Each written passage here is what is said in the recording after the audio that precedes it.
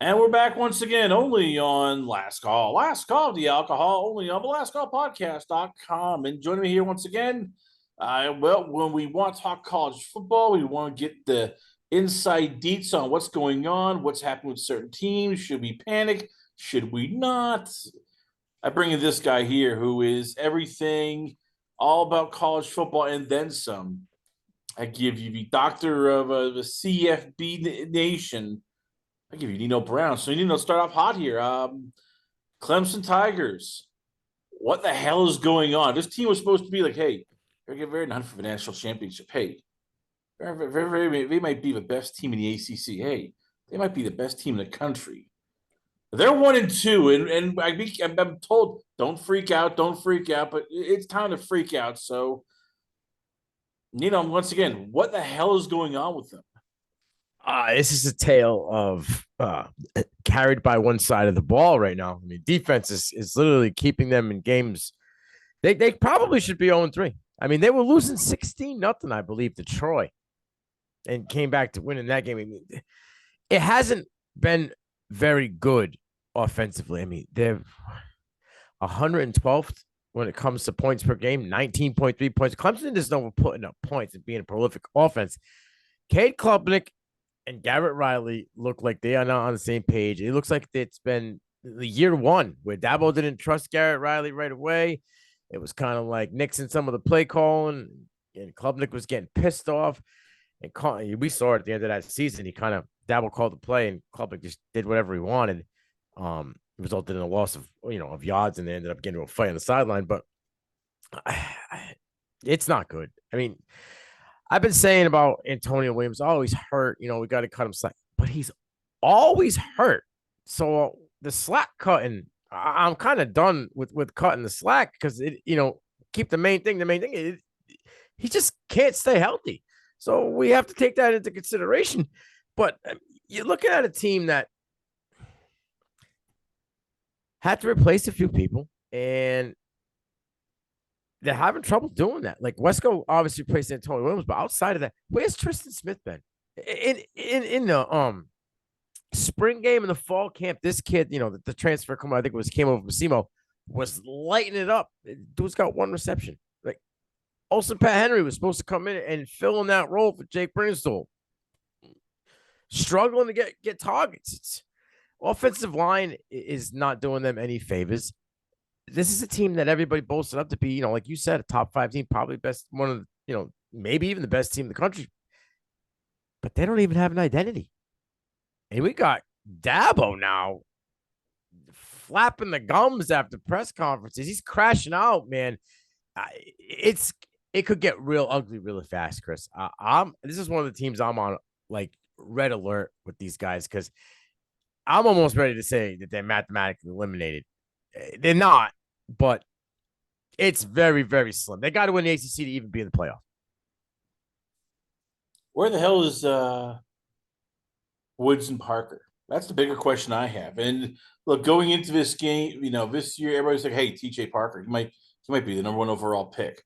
No sacks. We haven't noticed him. Like, he's been sort of, you hate to say, like, invisible, but you don't notice him. That's the scary part. And then, even we talk about, the other top guy they had, but, defensive tackle Peter Woods. Where the hell has he been? I mean, Damonte Capart. I mean, none of these guys. Somebody when you talk about guys who are top 10 picks, like by now they should have at least 2 or 3 sacks. By now we should have seen them pop on tape where they're getting tackles for losses. They are dominating. And against Georgia Tech, it was like, where's Parker? Where's Woods? Where's Waldo? Where the hell did they go? Like, what's going on here, with them? Because you figured they'd be the ones to at least like pop and show, like, hey, they are legit stars. Now we're wondering, is TJ Parker even a first-round draft pick?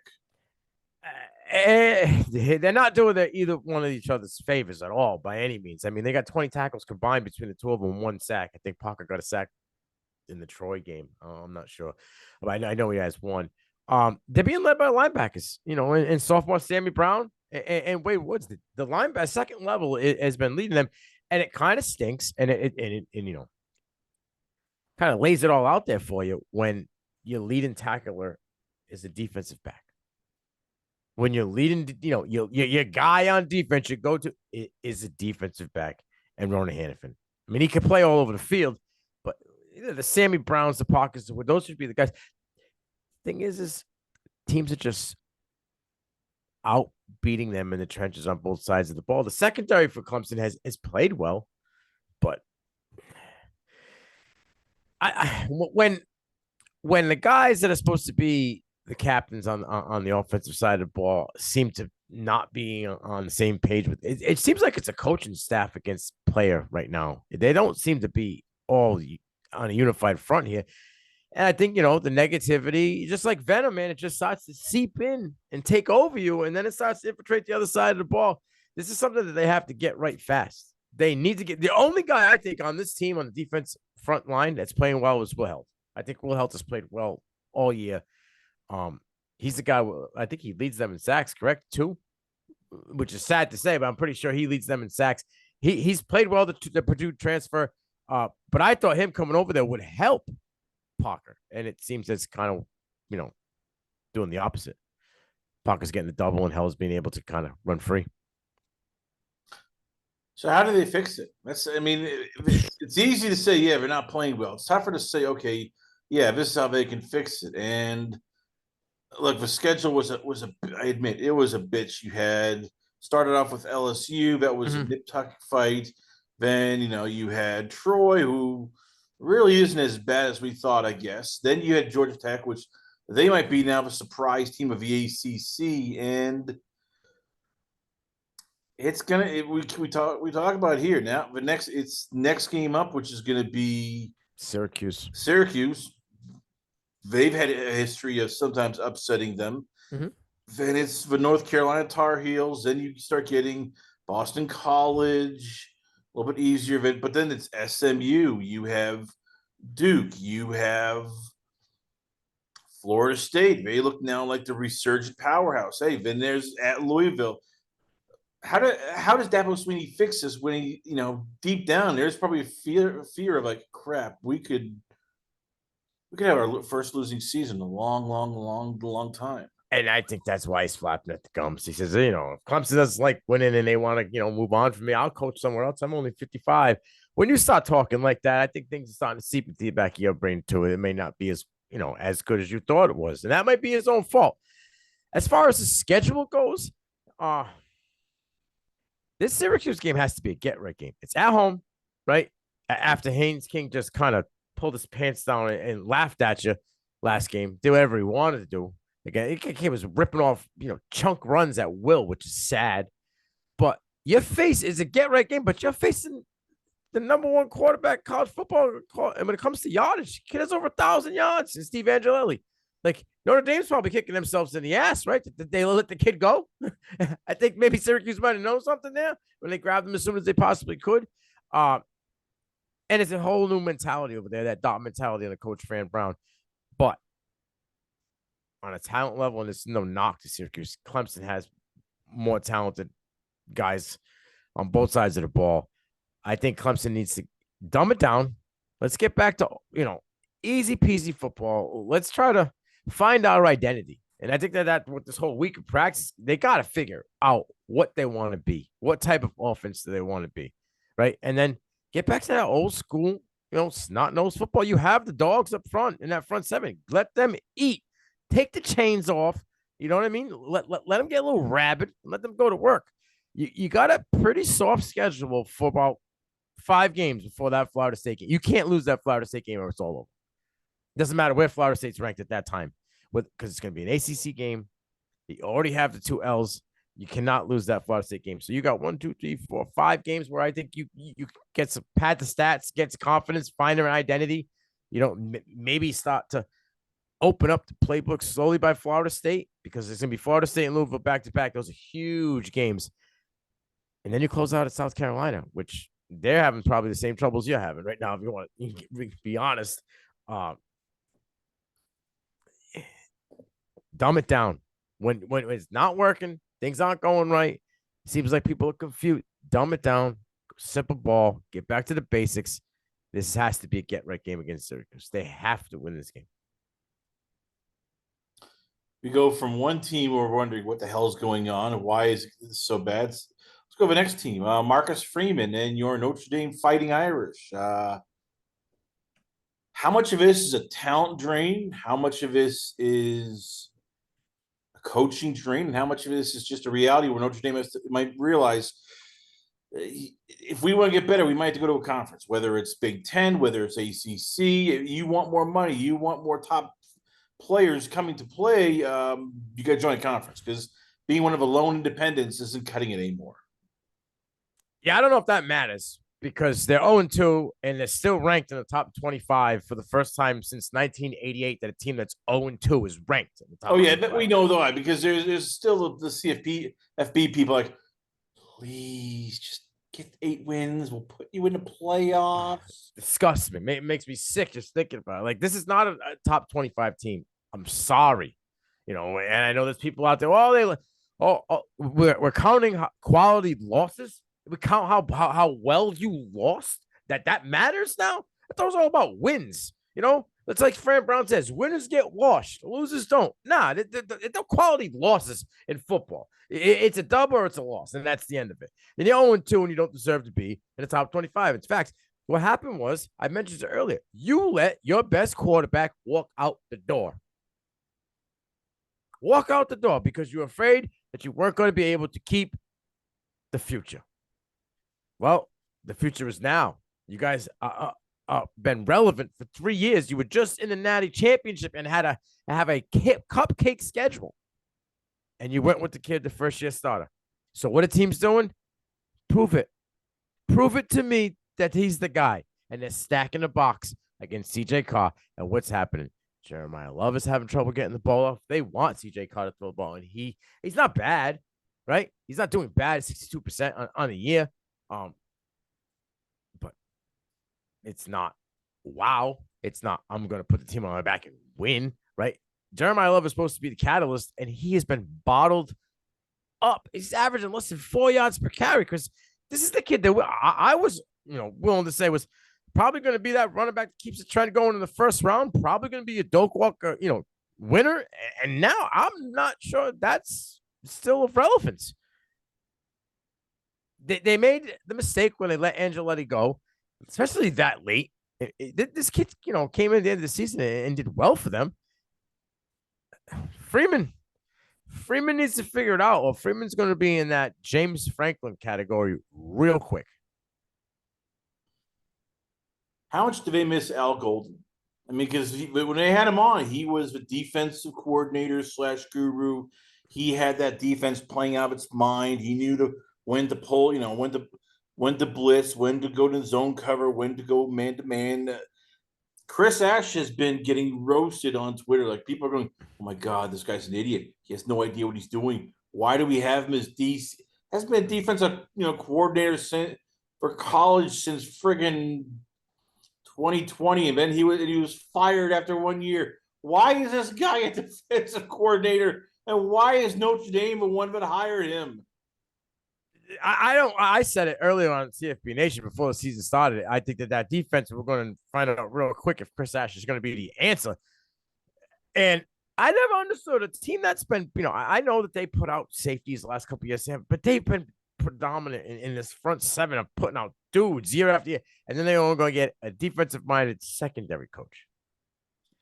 And they're struggling up front, right? Everybody's running the ball on them. I mean, they got tackles. You just got to be around the ball to get tackles. Tackles is kind of an inflated number when it comes to a defensive stat. But, man, they're allowing a lot of points. They're ranked in the bottom, I think, at 120, 121 in the nation in points per game at 34.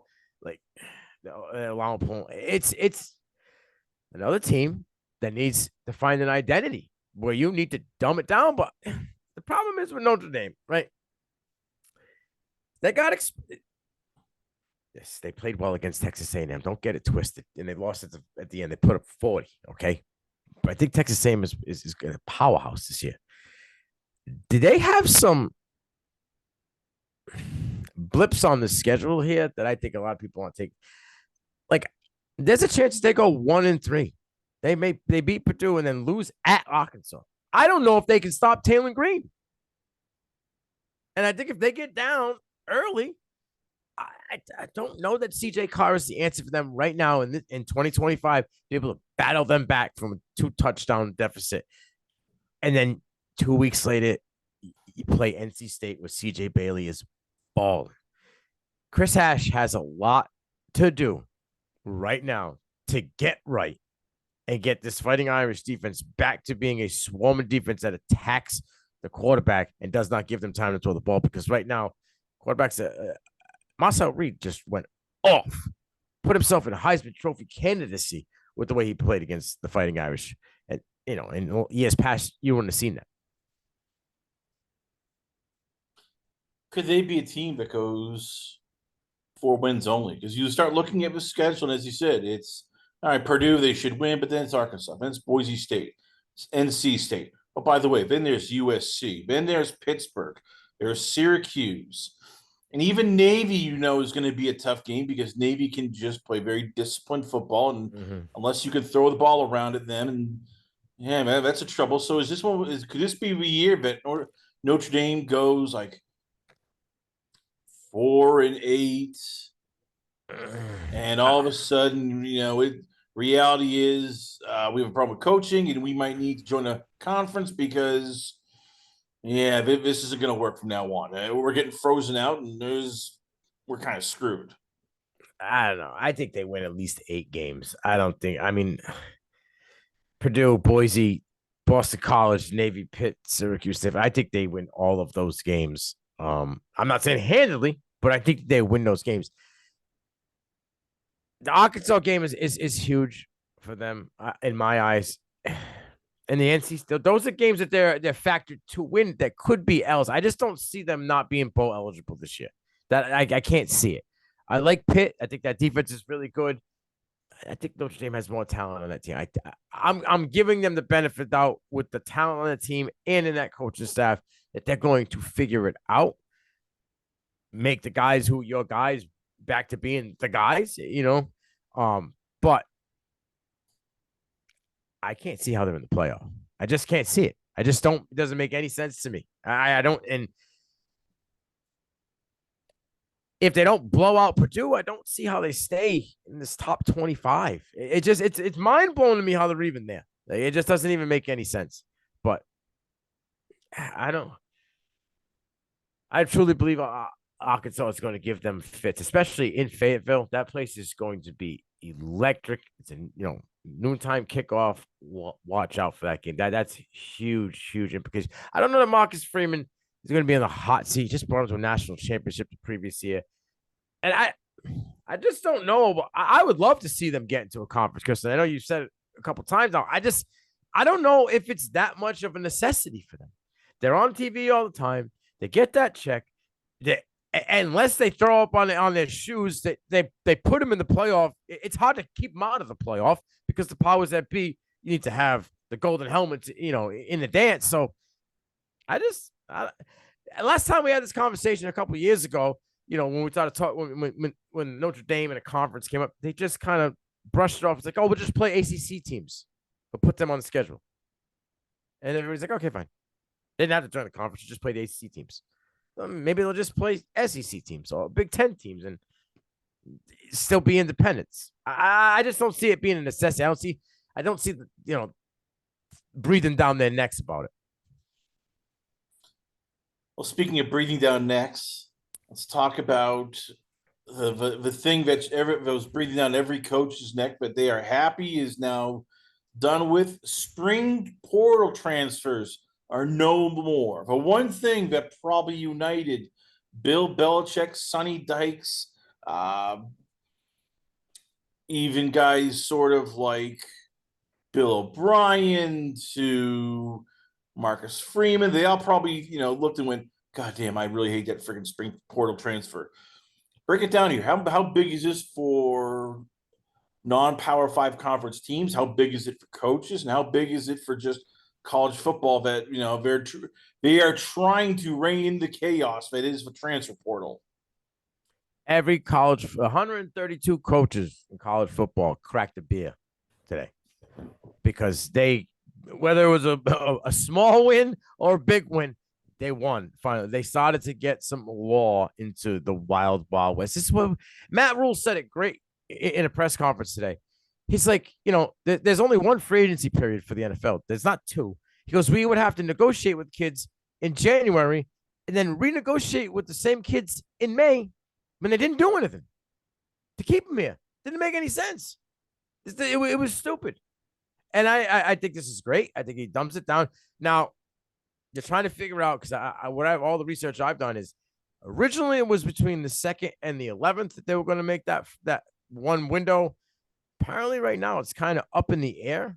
I would love it, Chris, if they pushed it to the end of January, so that way there's no opt-outs out of bowl games. Kids can play in that bowl game and then figure out what they want to do.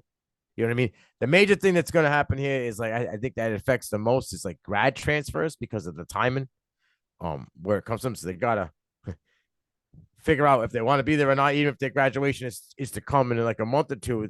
Are they going to be what school they want to be at? So grad transfers kind of took it in the seat a little bit in this one, but this needed to happen. We needed to get some law and order to this Wild West that was going on of the transfer portal between the two windows, coaches getting fired, which we just seen, just this week alone. Now the 30-day window opens up for them. We needed to get some kind of, structure to this transfer portal. So I love the one window, and I love it being, it looks like it's going to be like a 10-day window, and that's it. Now, it doesn't mean you have to commit.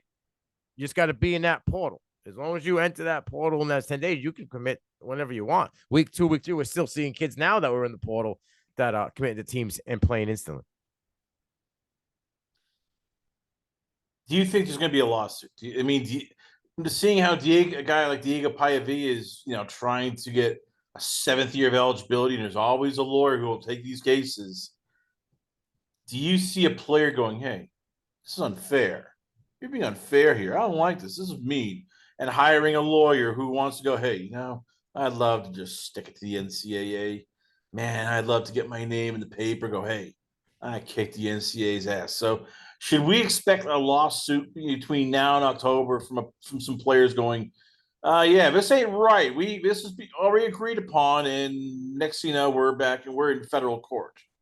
I mean, it seems as though now they want to, get a lawsuit for everything. But I mean,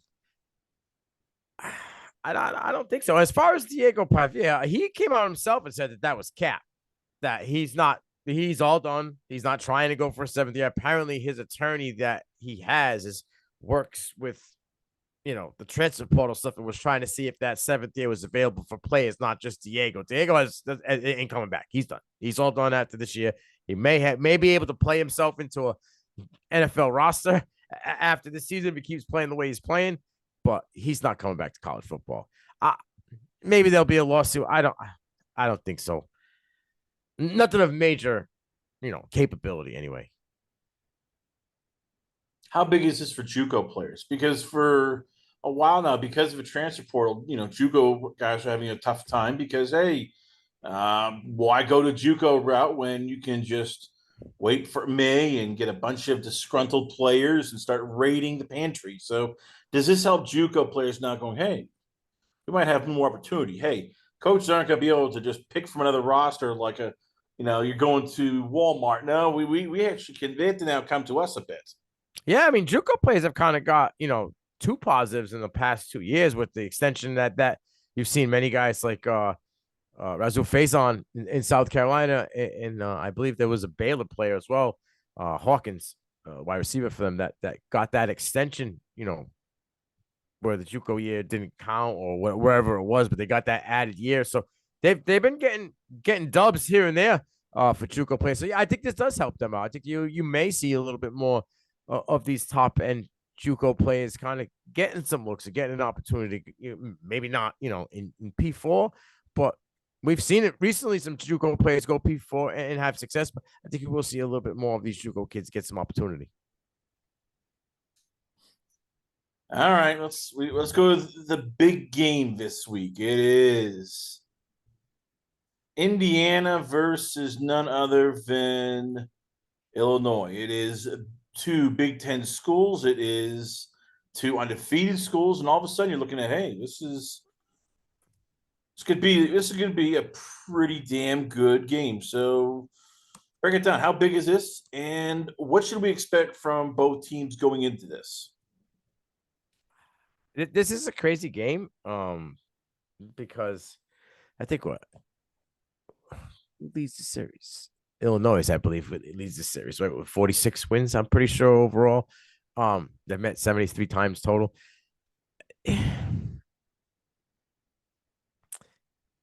I said earlier in the offseason that I thought that Illinois could be this year's Indiana, but I am immensely impressed at, not only the coach, because he likes to talk that talk, but he's walking that walk again. They swapped, their quarterback. Success, kids doing well. Mendoza came in. Curtis Rock went on. It's done. Here comes Mendoza. Didn't even skip a beat. Boom, right in it. I love the fact that his brother was there as well. And we got to see him last week play. It's got to be a great feeling, you and your brother playing on the same team at the same position. They took a hit with BB Jr. going down, but Kalon Black is just business as usual. I mean, they have three.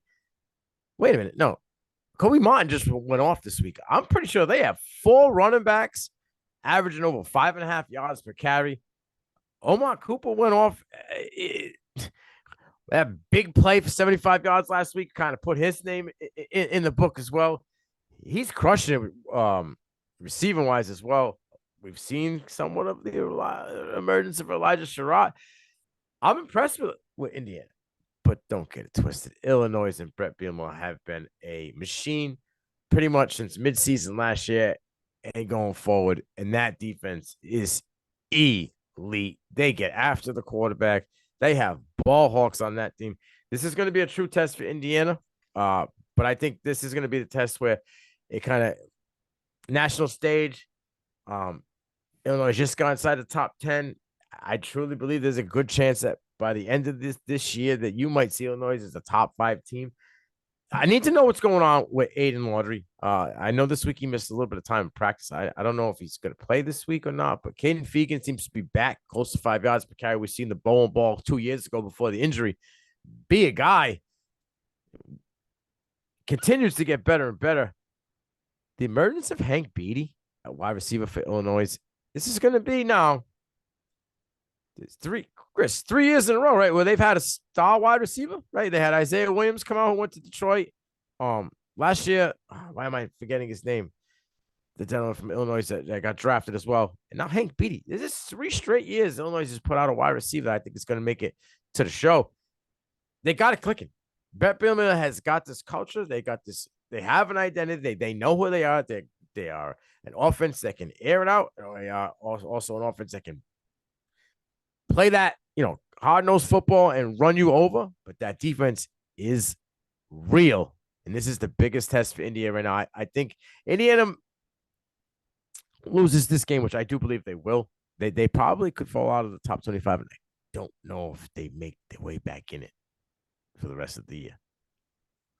If Indiana wins, I guess this is a big question. If they win, and it's an offensive shootout, is Fernando Mendoza the front runner for the Heisman? And 2, is he all of a sudden in the driver's seat to be, dare I say, the first quarterback taken in the 2025 NFL draft? I mean, you look at him, has the size, has the arm, he's won in Cal. Mm-hmm. How many quarterbacks can actually win that place?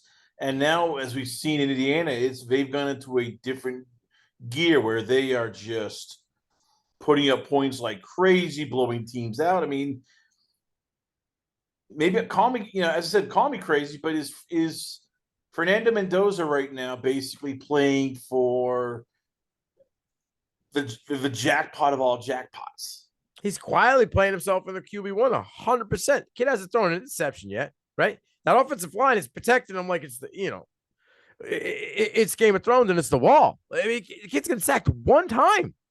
I think he has less than 10 pressures on the year. They are protecting their asset, and the kid is balling. If they ball out and have a prolific offense and put up, say, 400 plus yards of offense against Illinois and win this game, Yeah, Fernando Mendoza is in the driver's seat. Indiana hops into probably top 12, right, knocking at the door, top 10.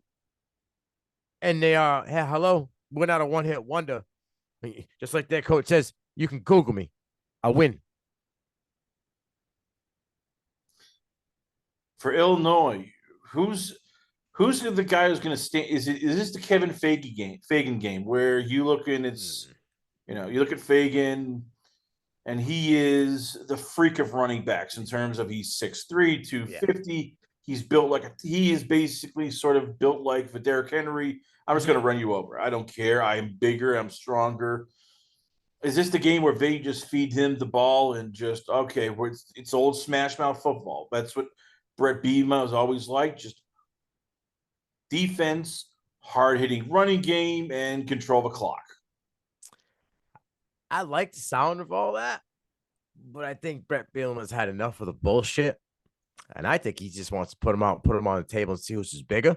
I think he lets Luke Altmaier go blow for blow with Fernando Mendoza. You guys think you got the QB1. I got a guy that's probably going to play on Sunday too. And he's working his way in up the ladder in rounds as we keep going. This is another kid that's got no interceptions. Very, very, very accurate with the ball. 72% completion rate on the season with over 700 yards and 8 touchdowns. You can sleep on Luke Altmaier all you want. But once you play him, there's no more sleep about. He's going to haunt you for the rest of the time. This kid's legit. And I think Bielema's going to unleash this kid and say, all right, you guys may have a guy, but I got a guy too, and nobody's talking about him. And is that he's a main factor as why we're a top 10 team in the country. Which defensive stud kicks in first? Because both offensive lines have to worry. I mean, I know for Illinois, they saw Vincent Anthony Jr. just, get 3 sacks, abuse the tackles, and Bielema must have just started pulling his hair out. Indiana brings them some guys, including standout linebacker Isaiah Jones, where they're going to test that. They're going to test the tackles, try to get right at him, and, hey, cause pressure. Meanwhile, you have Anthony Lucas Gabe Jacas of Illinois, 6'3", 275 linebacker, 3.5 sacks. He's the cog that runs the machine of a defense for Illinois. Which offensive line is under more fire this game? And which offensive line do you have more faith in? Well, I mean, we're looking at, going into week 4, and both offensive line have let up 0 sacks.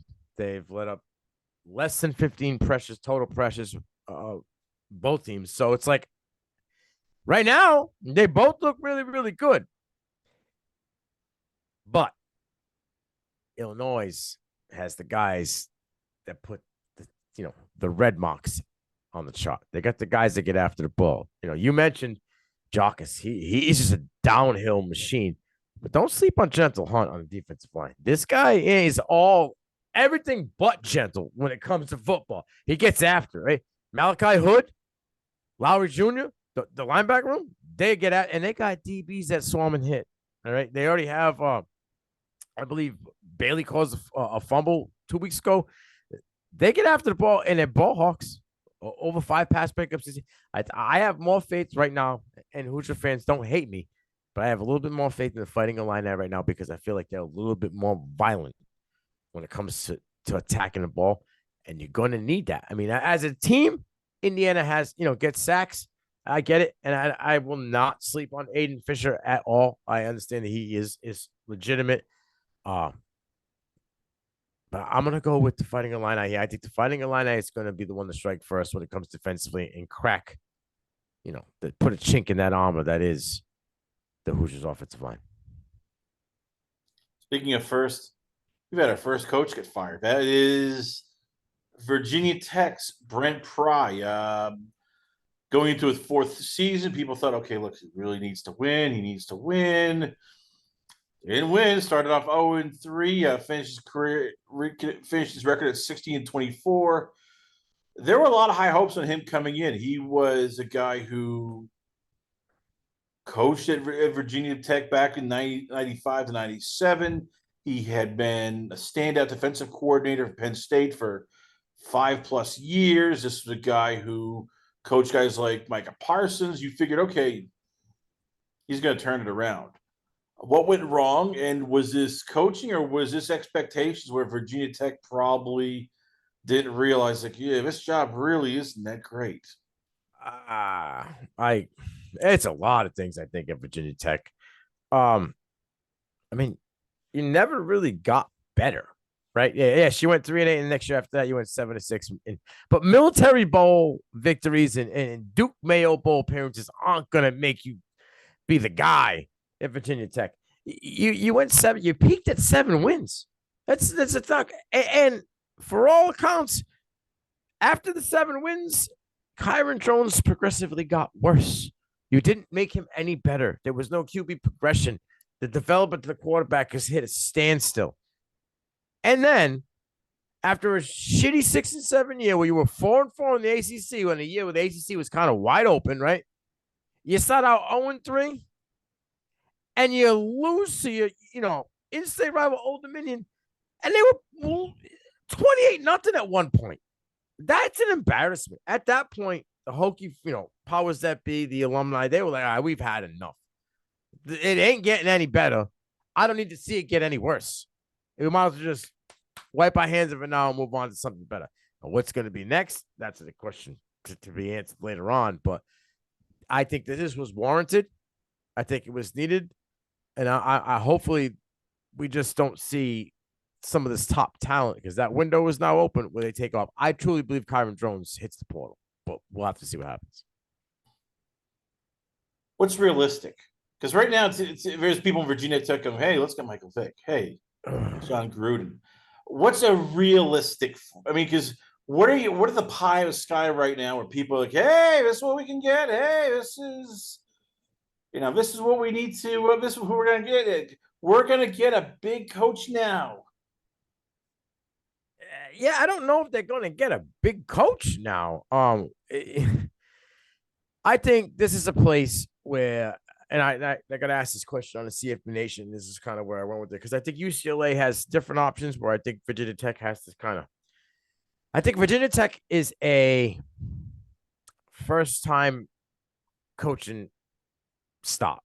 Someone who's been a really good OC or DC somewhere else, and it's time for them to get their feet wet. All right, let's go to Virginia Tech and see if I could, turn this around, get us back to being bowl eligible and back to Hokies winning football. So for that reason, I went with a guy like Tony White, right, defensive coordinator at Florida State. I think he's available for both positions, and we'll get into the other one in a minute. But I think what he's done at Nebraska and then went to Florida State this year, and you see what that defense is doing. They lost pieces and filled it with different players, and they're much better defense than they were last year. And there were some guys on that defense last year that were good, even though they were, as a record, terrible. He's an unbelievable recruiter. Virginia Tech could use an upbeat in the recruiting department. His defense has been stifling. We've seen that for the past couple of years in Eugene. I think Tosh Lupili, or however you say the DC's last name, I think he's a guy that they should probably look at. We've seen what his defense has done on the Dan Lanning. I mean, he's a fiery, feisty guy. Defense brings the pain. They get after the ball. They're fast. Again, look at what he's done in recruiting at Oregon on the defensive side of the ball. It's win after win after win. And then the guy that's kind of hanging out right now with a fat bag, so money really isn't something that would, be the issue. Won 100 games at Northwestern, kind of just sitting around. There's rumors that he could be Kurt Ferentz's successor in 2 years, but that's in 2 years. I think Pat Fitzgerald, might be a guy they might want to pick the phone. I'm going to throw out two names here. I know you're going to go, Chris. You're on crack, but I'm going to throw two names out here: Jeff Monken, Brian Newberry. I mean, if you are Virginia Tech and like, okay, we've done the coordinator thing to death. It's not happening. No, Shane Beamer. He's not. I know he loves his dad, but he's not coming to Virginia Tech from South Carolina. At what point do you call either Monken or Newberry and go, hey, we want a real coach. You want a guy who can just get, hard-nosed, disciplined football, knows how to win. we want a guy who's actually a head coach who can actually, win. I mean, so if you're Virginia Tech, you call either Newberry and Monk and go, or we're willing to do this, we're willing to bring in this style, and hey, you guys can win when we don't have when there's no NIL money, when you're not getting the top recruits, when you're not the bell of the ball with recruiting. I don't know. I mean, we're seeing Army kind of struggle this year without Bryson Daly, right? Like they're 2-1. They just beat. They're 1-1. They beat Kansas State, and they lost to Tarleton State. You know what I mean? They are 2-1. We wrote them off too early, and all they're of a sudden, 1-1. They've only played 2 games. They had last week off. They played North Texas this week. 1-1. Tarleton State, Kansas State. He's always won, though. I mean, we keep saying this, and if they take a step down, they still win. And we keep going. Okay, look, Virginia Tech has to realize, like, look, you are not the belle of the ball. You are not getting the big, sexy coaches. Do you go with the Newberry Vend or Mock? It's somebody who they just win. It makes no sense. As we said, option football is bull crap, but they can coach. They keep winning. And both teams, you always look and go, they're disciplined football. Yeah, but they're also playing G5 schedules. Hey, Virginia Tech can't even beat G5. I know. I'm just saying, but the schedule is not going to be G5. And I don't know if you can run that option, 50 run plays a game in the ACC and play some Big Ten teams. I just don't know if that works. And I think there's a reason why he's kind of not, the phone's not ringing off the hook for Jeff Monken, because if it was, with the way they're paying coaches nowadays, with the money through all these TV, I have a feeling he'd be getting a little bit more calls. I don't know. I'm not the biggest Monken fan. I think what he does works there. I don't know that it would work at a higher level program. You get to play what you play every service team on your schedule, no matter what. Is that correct? Or am I wrong? They play Navy and Air Force, right? They also play the AAC, so they play Tulane. They play Memphis. I mean, it's not like they're playing garbage teams here. And again, we talk about Virginia Tech. It's like, okay, well, you're 0-3. You can't even beat any, decent teams here. Let's not, just say, let's call it what Virginia Tech is. It's, what's the old saying? Oh, yes. What do you get when you put lipstick on a pig? It's still a pig, right? Yeah. I don't know. I get it. They play Tulane, but they also play Charlotte and UAB. You know what I mean? And they lost to Tarleton State. So again, for what they need, and if you're Virginia Tech, you're going, all right, we could basically roll the dice on another coordinator, but can this guy actually coach, or does he have great talent? Like, hey, people said the same thing about Brent Pry. Hey, he's going to be a great coach. Hey, look what he's doing at Penn State. Oh my God, but it was Penn State. Yes, and you want the next defensive coordinator for Florida State, or it's the same thing. Rinse and repeat. You're getting a coordinator who has the best of the best talent. You're not getting the best of the best talent in Virginia Tech. Yeah, I don't know. I know you love Monken. I can't. I don't see them knocking down the door. I mean, you want to take a flyer, but now what? What happens? You know what I mean? It doesn't work. There's probably going to be a little bit of a buyout there for a school that doesn't really have as much money to be thrown around right now when you're at the bottom of the barrel. Here's the thing, Chris, and I think this is a gray cloud that hangs over the Hokies' head. And it's another part that I said to KT on CFB Nation is the rumors are flying that they wanted Michael Vick last year, but they told him he had no coaching experience. He needed to go get some coaching experience, so he went to Norfolk State.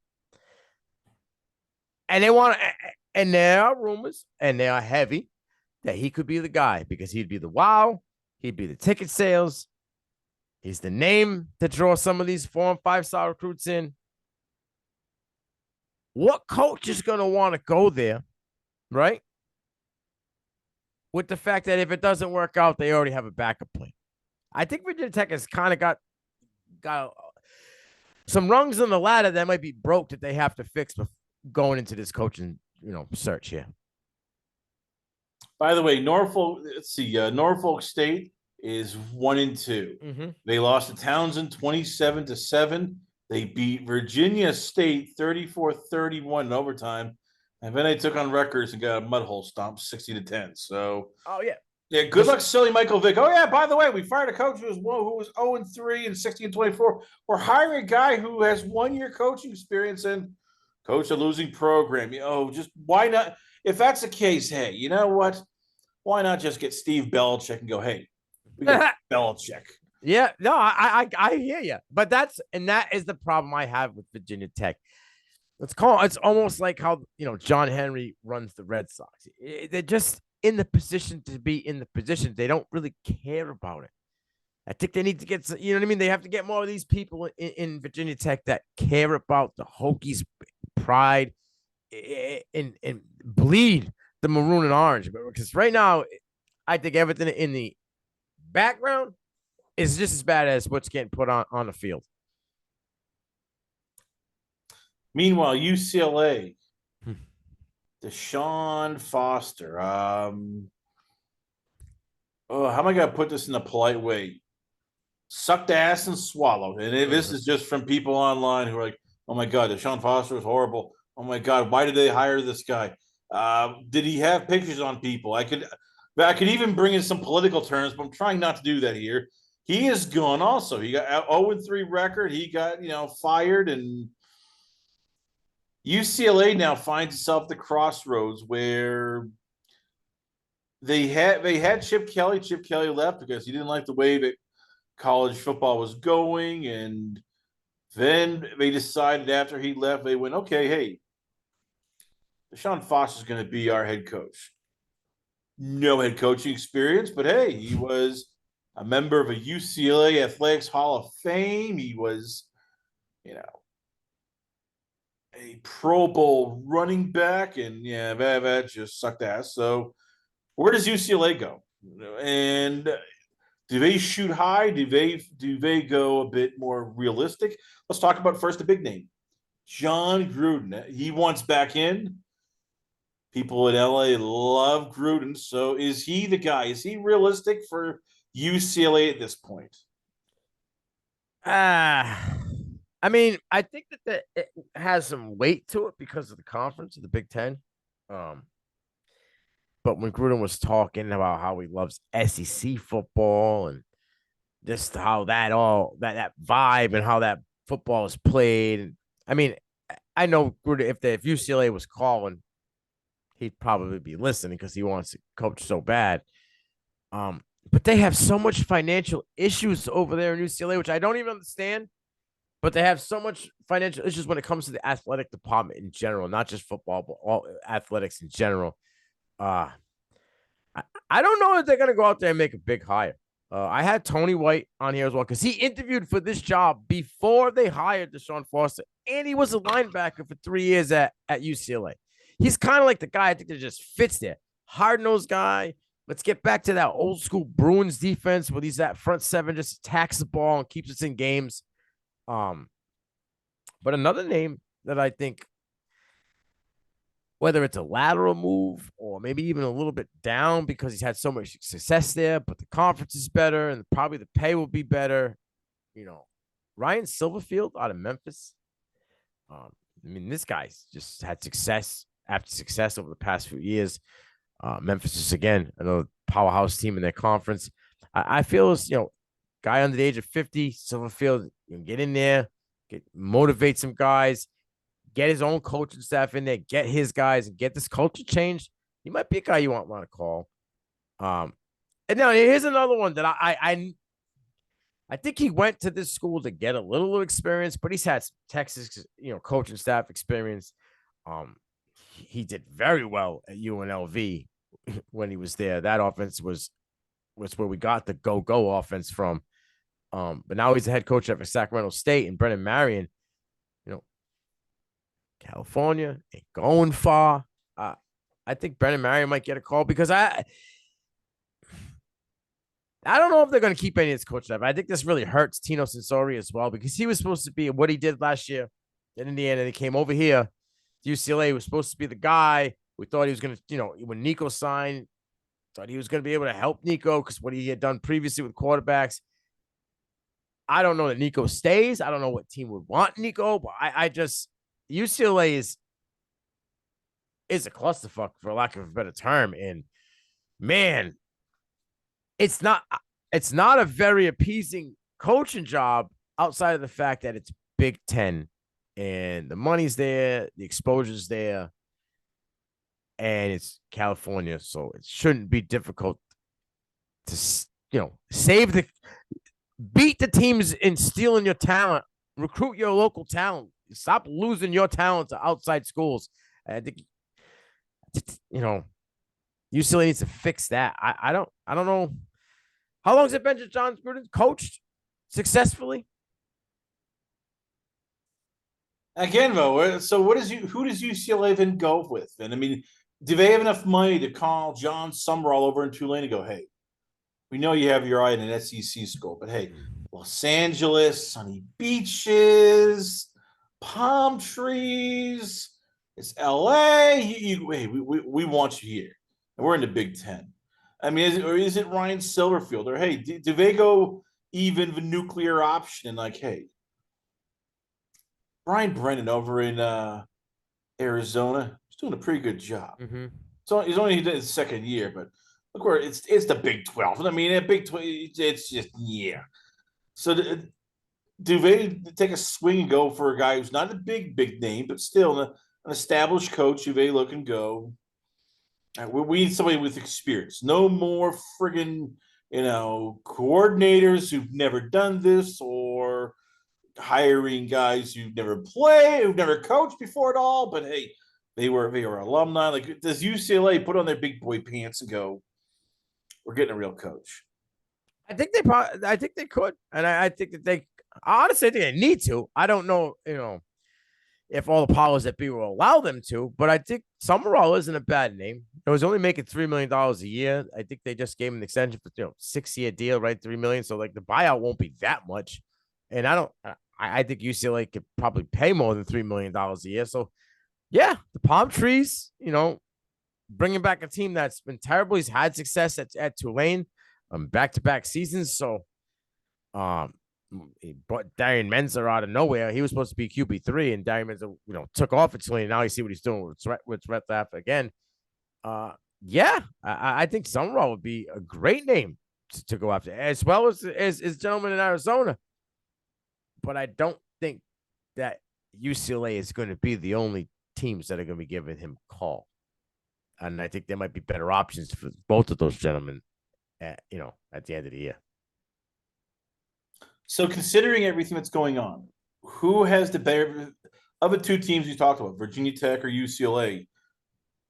Who has a better chance of landing their dream coach? Is it UCLA, which is the sexier school, but as you said, they seem to be going cheap with their purse strings, or is it Virginia Tech, which can, as you said, there's not enough people know where Virginia Tech football is, but you hate to say it here, it's the most stable of the two in terms of they've at least won recently. Didn't have their last coach become like a dumpster fire after 1 year.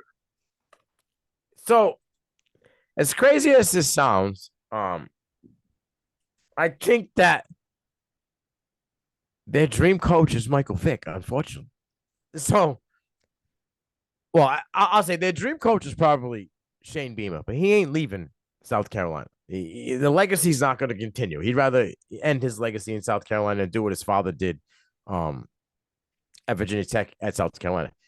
So I think that Michael Vick, if everything I'm reading is their dream hire. So honestly, if that was the case, yeah, I think Virginia Tech has. But I think as bad as it's been for the past 2 years, you're only a few years removed between 8-win seasons under Chip Kelly. I know they were ugly in the beginning on the Chip Kelly, the 3s and the 4s and the 5s, and the Jim Mora era before that, which was terrible. But I think UCLA is a more enticing place to go. California, Big Ten, more money, more TV time, better chance at a playoff bid because of the conference. So as much as of recently they've been terrible, I think UCLA is the sexier destination. I'm going to say it again. If they hire Michael Vick and he has a losing record, and this is Norfolk State, and let's face it, last year they were 4-8. This year they might go like 3-9. Yeah. How do you sell that to the fan base without it looking like, hey, this is just nostalgia? Hey, this is just a sideshow. Hey, we really don't care about football in terms of how well they do. We just want butts and seats. Yeah. I mean, if that's the case, just promise, hey, there'll be hot lesbian action on the football field after. That won't be as degrading as hiring a guy who really was terrible in his first year ever head coaching, and you decide, hey, let's give him a promotion. I mean, my buddy KT said it. He's like, look at what Eddie George did, though. Eddie George had to start at the bottom, right? He went to Tennessee State, started at the bottom of Tennessee State. Couple years, finally they won a championship. And he probably wouldn't have got that job at Bowling Green if it wasn't for, a cosign out of Urban Meyer. Both KT and I's fear for Michael Vick is he goes to Virginia Tech and sucks. And now what we have is how bad Michael Vick was a coach at Virginia Tech instead of what Michael Vick did at Virginia Tech as a player. You know what I mean? Yes. And by the way, Tennessee State, as you said, went 5-6, 4-7, then 6-5, and 9-4. So at least Eddie George showed, hey, I can actually turn a program around, not just, I'm Eddie George. Just right. We're talking Bowling Green, not Virginia Tech. So Virginia Tech, if you're listening, make the call. Call Jeff Monk. Call Brian Newberry. Get military football style in Virginia Tech. Pound the ball, play good defense. You'll win games. Don't be the sideshow. Just don't be the sideshow. Just please don't be the sideshow. You're better than that. Agreed. And this is a boss. If this is a BC fan telling you this, you're better than that. But I digress. Final topic here. There's some good games this weekend. Mine is, of course, Texas Tech, Utah. It is Baron Morton's versus Utah, which has the two mammoth tackles who both might go in the first 10 picks of the first round. Give me your picks here. Give me some games. If you were a college football fan, you're going, hey, these are the games to watch in week 4. All right. Well, you mentioned the Texas Tech Utah game. That's a game that I'm locked into. I love that game. I think that something I've been saying for a little bit is I think Baron Morton finally healthy now. Baron Morton is your 2025 version of Tyler Shuck. You can write that down because when it comes to the end of the year, he's going to have that hype like Shuck did in the draft. He has the total package and he's finally healthy. And I think this is when you're going to see the kid excel. A sneaky, quiet game with two mobile quarterbacks. Arkansas at Memphis, right? I mean, they're going to Memphis. Simmons Bank Liberty Stadium is going to be jammed. Taylor Green is resurrected. He's on fire. The kid last year, people didn't really know about. I don't know many people were watching Nevada football, but Brennan Lewis last year was a dual threat quarterback. He's doing all right this year. I like to see him a little bit better in the passing game, but he's getting it done on the ground as well. Watch out for this game. It's a little bit underrated. Maryland at Wisconsin. You have a freshman quarterback in Malik Washington, true freshman quarterback in Malik Washington, and they are 3-0. And now they're traveling to Madison, Wisconsin. It's a very hostile stadium. First-year QBs on the road is always a tough game. I think this is a battle right here. Wisconsin's favored by 10. I don't think Wisconsin covers that. There's a good chance that Maryland wins this game. So watch out for that one. Let me see what else is on the schedule that I really like here. I'm guessing you love Arizona State versus Baylor because that's just going to be for you like offensive points, quarterbacks throwing deep passes, Jordan Dyson, getting touchdowns from Leavitt. I mean, I'm guessing you looking at this going, oh, this is my jam. Yeah, I mean, I love that game. I also love this Auburn, Oklahoma. Jackson Donald returns to Norman. Two quarterbacks with similar styles. They both can throw the ball. I said it before. Over under is 47.5. I think this game is 60 points. I have a feeling this could be Pat Mahomes versus Baker Mayfield 2.0, where they just 400 plus yards between each quarterback has multiple touchdowns, and whoever has the ball last wins. They both have good defenses, but I don't think Auburn's shown you the full script on offense. I think they're saving it for this one. This is going to be game of the week. Lock it in. All said and done by the end of it, this is going to be the game of the week right here for me. But yeah, Jordan Tyson's been put on a spectacle. My problem is Sammy Levitt's been like Katy Perry. He's hot one game, he's cold the next. So I need to see the Sammy Levitt from last season. And I need, Slayer Robinson is cooking, top quarterback in the game. The run game needs to stop. They lost Pendergrass, and the run game hasn't been the same. Defense has got to figure out. Davon Otta has been known for his defensive, fronts, but they've been really difficult this year. They're having trouble getting after the quarterback, and teams have been able to put up points against Baylor. So this should be a shootout as well. But I'll take the Auburn-Oklahoma shootout over that one. And let me see. What's another game that I really like here? So give me your take on Texas Tech versus Utah. Texas Tech right now, as we said in the beginning of our coverage here this year, they're going all out. They're spending big money. They get the $100 million war chest, and they got Baron Mortons. They got David Bailey from Stanford. They Mellow Height. Yeah. They have their defensive front seven is stupid. Skylar Gill-Howard is an absolute freak of nature. Romello Height at linebacker is just playing out of his mind. They're loaded. Ben Roberts, people forget about him. He led the team in tackles as a true freshman and last season, and then they added to it. So he's not even the top guy anymore, and he still can get after the ball. They are loaded on defense. I love Texas Tech in this game. I think Texas Tech is going to give Devin Dampier all types of fits up and down the field. They paid buku money for this team. They went out and got the guys they wanted. People don't, for what it may be, people sleep on Baron Morton, but people are sleeping on Caleb Douglas. Like, this kid's 7'158". He's got one touchdown. He's a downfield threat. He can get after the ball. He can go up and get it. He's got that presence. Man, I love Tech here. I think Texas Tech wins the Big 12, in my opinion. They're my team. I think this is the hiccup for Utah. I think they met the juggernaut. I think they're cooking. McGuire's got everybody rolling. All the cards are aligned for Texas Tech and the Red Raiders. Give me the Red Raiders here. I know.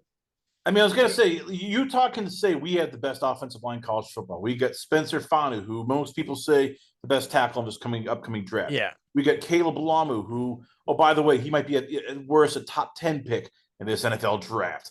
The rest of our offensive line is slated Tyler Moe, who is considered a draft pick. You've got Tano Togai, who is considered a first to third round draft, depending on his performance.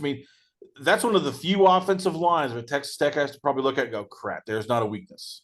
This is it. This is what Utah does good against what Texas Tech does good. This is the battle of the Goliaths right here. They don't really throw the ball, Utah, this year. I know last couple of years when Cam Rising was there, they were airing it out. They run the ball. Devin Dampier leads the team, even though Wayshawn Parker is there in rush yards. He's obviously the QB1. He only has 7 touchdowns on the year, less than 700 yards. He's very accurate this year, 73% completion. It's what one team does best on offense against what one team went out and fixed in the offseason, and they have shown you that they can do it on defense. I'm gonna go Texas Tech here. I know it's in Utah, but I think this is that swing game for Tech that puts them over that hump and starts to get everybody looking at them like, yeah, we're serious. There's a good chance that you get 3 Texas teams in the playoff this year. Well, there you have it, ladies and gentlemen. Once again, we always love having him on the show because he brings the energy, brings the passion, and brings insider knowledge. I give you from College Football Nation. I give you it's Nino Brown. So, Nino, before we let you go, where can fans check you out at? Where is the Twitter, the Instagram, the podcast network? Where can fans hit you up at? For my personal handle on X, it would be @__ Nino Brown __. And then everything I do, whether it's shows, articles, photos, anything like that, The CFB Nation on all platforms, and the website is thecfbnation.com. Nino Brown, ladies and gentlemen, once again, always on a pleasure having you on the show. We come back, a lot more going on here, only on it's Last Call. Last Call at the Alcohol, only on the Last Call Podcast.com.